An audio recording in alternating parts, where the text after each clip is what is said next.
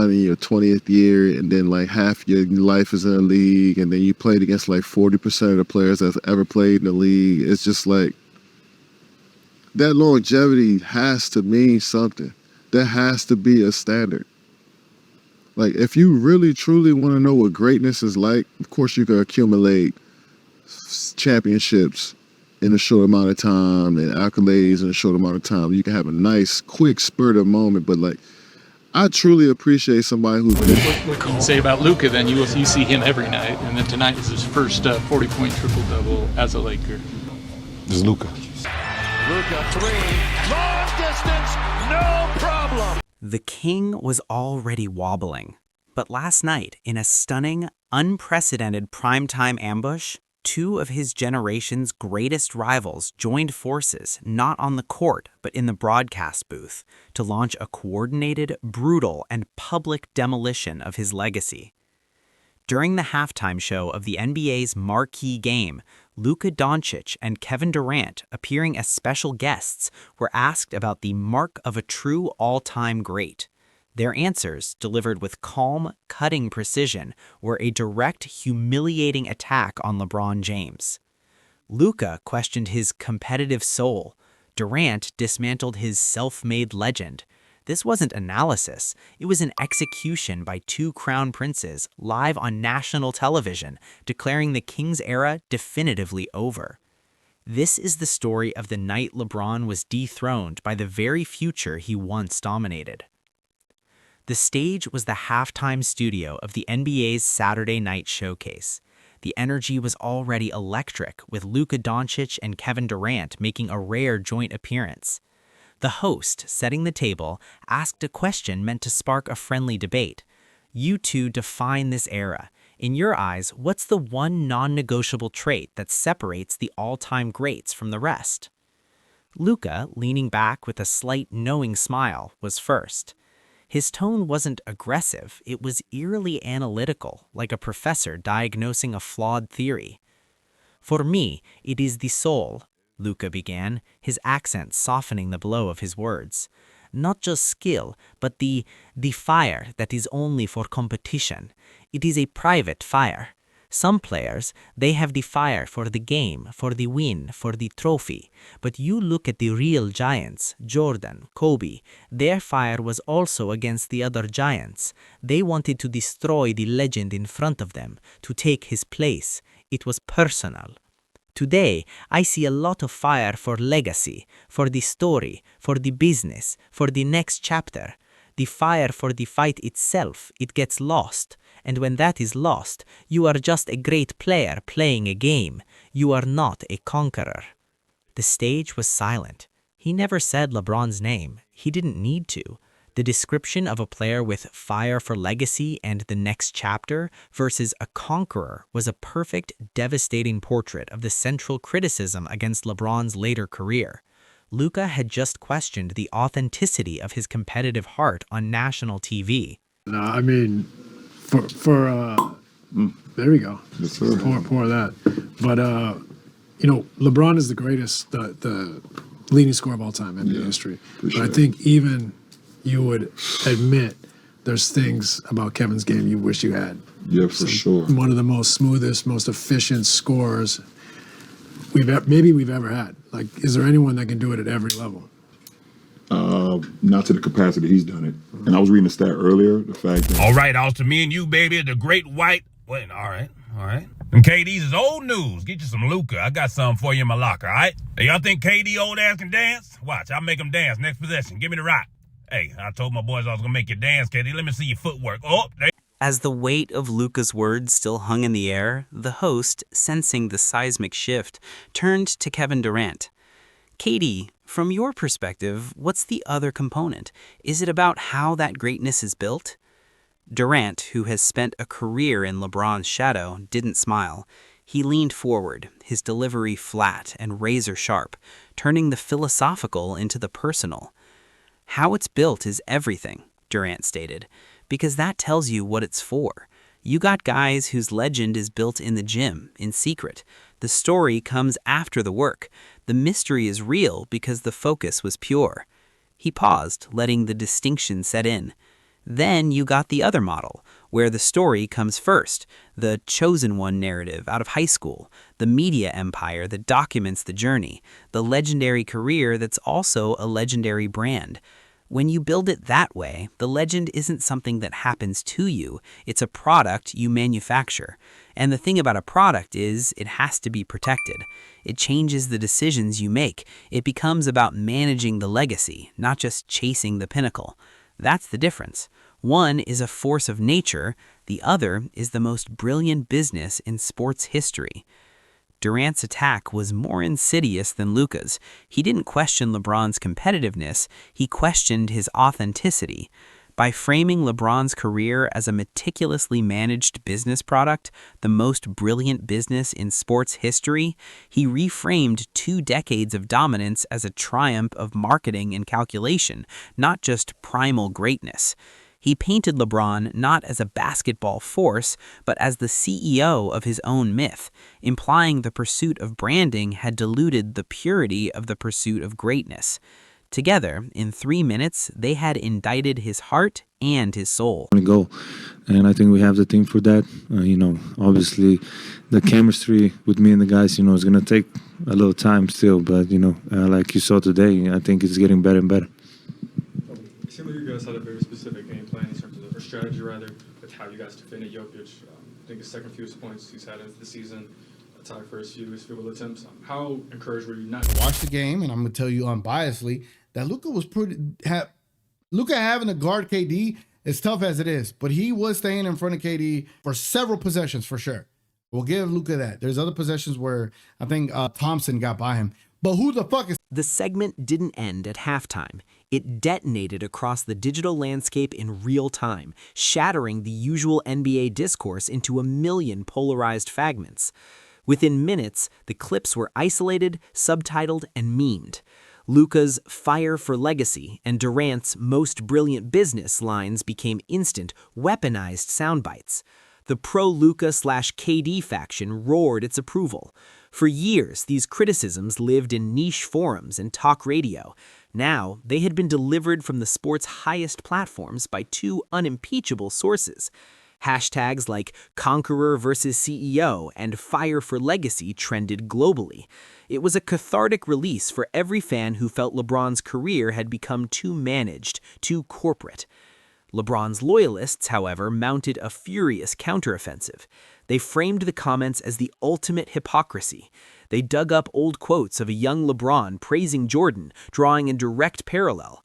Luka and KD are just doing what LeBron did. They're proving his point about the fire between giants. More pointedly, they attacked Durant's own legacy choices, labeling him the original bus rider and questioning his right to lecture on competitive purity after joining a 73-win Warriors team. The internet became a war zone of dueling highlight tapes and spliced interviews. The most telling reaction was from other NBA players and insiders.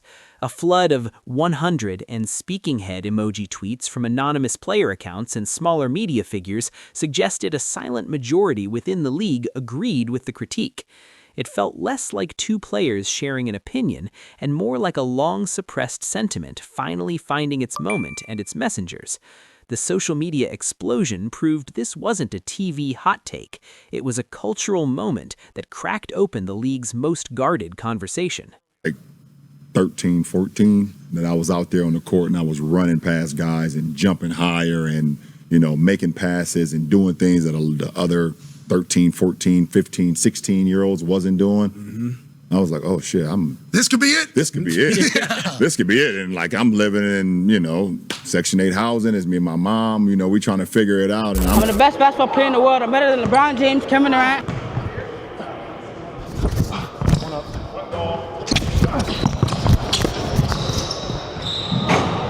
Good shot.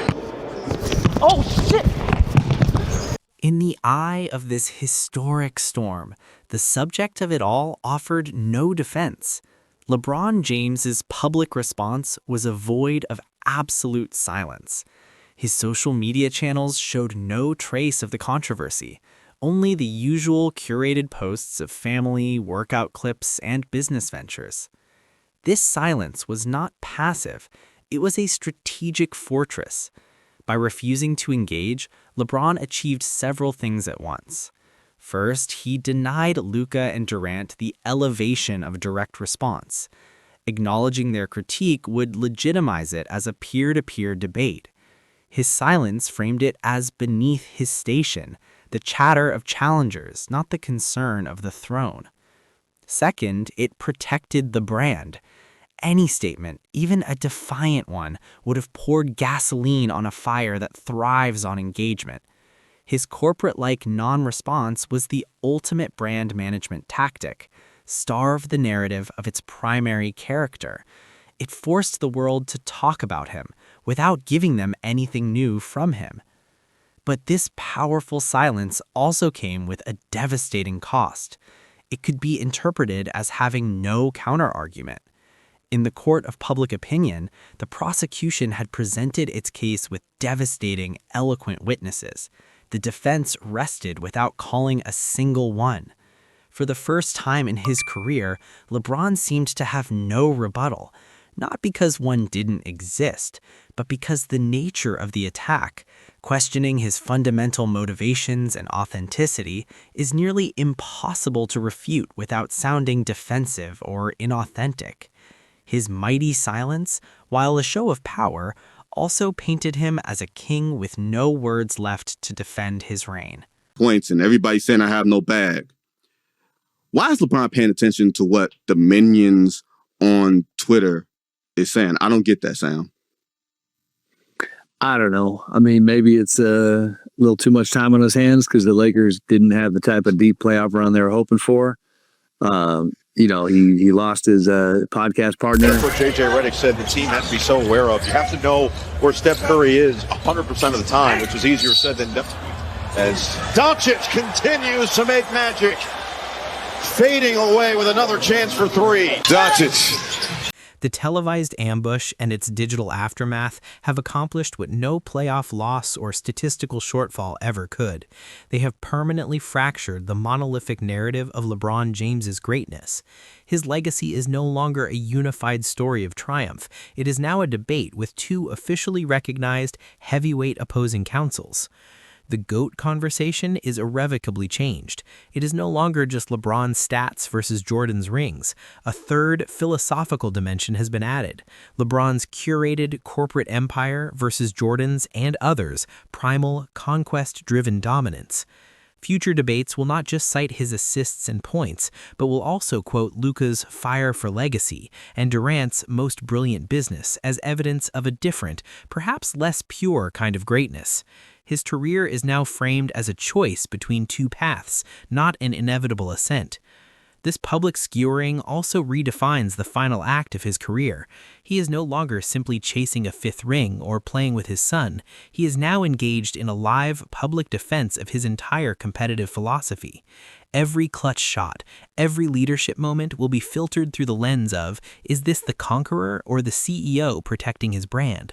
The pressure has morphed from athletic to existential. He's not just playing for a championship, he's playing to disprove a devastatingly articulated thesis about his own soul. Finally, the incident cements a new era of player-driven commentary. Luka and Durant didn't need journalists to translate their veiled criticisms. They delivered them themselves, with the authority of peers who have shared the court.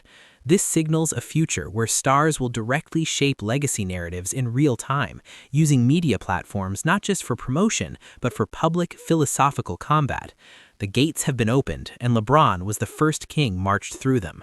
Never would I ever not allow people to criticize the sport, but when you get personal with it, it's my job to protect my damn household and to protect the players. And he also said he's going to be smiling ear to ear when he hears me talking about him again, sitting in a chair with his ice cream and tidy. The long-term consequences of this night are still unfolding, but the immediate impact is a fundamental shift in the sport's power dynamics. LeBron James, once the undisputed center of every basketball conversation, has been forcibly moved to the periphery of his own story. He is no longer the subject defining the terms. He is the object being defined by others. For the league's young superstars, this is a declaration of independence. Luka and Durant demonstrated that they will not wait for retirement to write history. They will author it in real time, challenging the established order directly. This empowers a generation to be more vocal, more critical, and more controlling of their own narratives, potentially making the NBA a league of warring philosophical ideologies, not just competing teams. For fans and media, the game has changed. We are no longer just analysts of performance, but interpreters of a cultural war. Every LeBron highlight will be weighed against Luka's critique of his fire. Every business move will be scrutinized through Durant's lens of the brilliant business.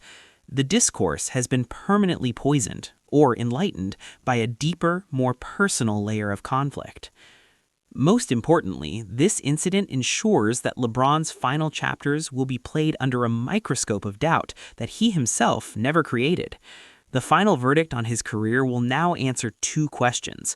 Was he the greatest? And perhaps more hauntingly, was he the realist? The crown, it turns out, is not just heavy, it is transparent, and everyone is now looking through it. So what was the ultimate outcome of this primetime demolition? It was not the end of LeBron James's basketball excellence. That will be written by his final seasons. Instead, it was the end of his immunity from direct, elite critique. For 2 decades, he has been the sun around which the NBA orbits, too bright to look at directly, too powerful to challenge without consequence. Luka and Durant didn't just look, they pointed telescopes and invited the world to peer through them. They successfully put the king's legacy on trial with themselves as star witnesses for the prosecution. Their charges, that his competitive fire is diluted by legacy management and that his greatness is a brilliant corporate product, are now permanently entered into the public record. LeBron's silence, while strategically sound, was entered as a plea of nolo contendere, no contest. The haunting final question this night leaves us with is not about who is better. It is about what we, as an audience, value in our legends. Do we prefer the flawless, self-constructed empire, a monument to intelligence and longevity, or do we crave the flawed, fiery conqueror, a force of nature whose story was written by victory and vengeance, not by boardrooms and branding? Luka and Durant made their choice clear. They declared for the conqueror. In doing so, they didn't just criticize LeBron James, they issued a manifesto for the next generation. And in the quiet of his own response, the king may have realized that in the battle for history's soul, the most powerful throne can still become a witness stand, and the most brilliant business can't buy back your narrative once your rivals have seized the microphone.